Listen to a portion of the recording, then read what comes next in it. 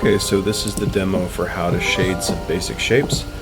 We start out with the sphere, and I mark out where the highlight goes, and then I fill in the mid-tone throughout. And this is going to transition to light here, so I'm going to gradually lay in the core of the shadow as well over top of the mid-tone, and then I'm reinforcing that mid-tone. And then I'm going to take my blender, and I'm going to smooth it out and ease the transition to that middle value.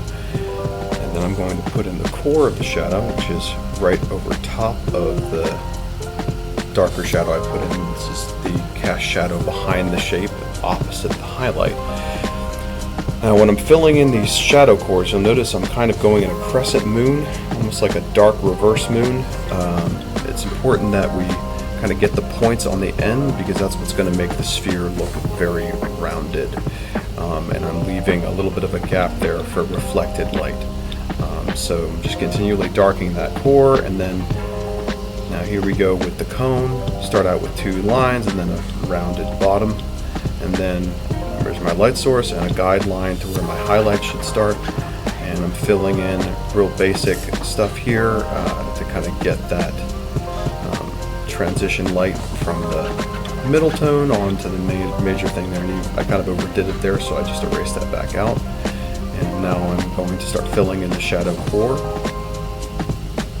through here like this. And now I'm kind of filling that in more and blending it more with the side of the pencil. And I'm going to do one more blend with the paper towel to kind of smooth it out. Now that I've got a nice ground down, I can start adding in my darker values. I've switched to a darker pencil, and now I'm putting in that core shadow again.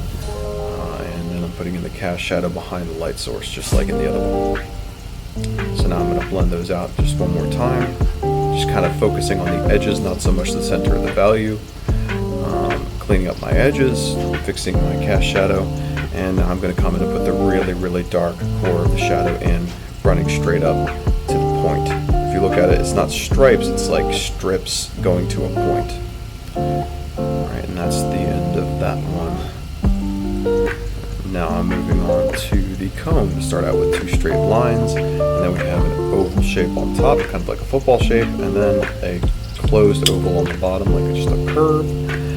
And I'm going to fill in my middle tone going right up to my highlight transition there, and shading the top separately.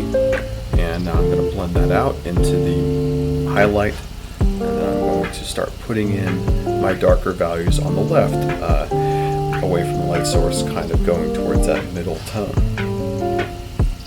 And I'm using not only the paper towel, but also less pressure to kind of blend it into that highlight there. Now I'm coming with a darker value on through the left side, and I'm going to use this to also do my cast shadow. But I'm blending it again, and then I kind of fill in my cast shadow with that darker pencil, and it's a 2B in this case. Alright, so I'm going to blend that out, and then I'm going to put nice dark shadows going down the line here to develop that core and really push the three-dimensional illusion of that shape.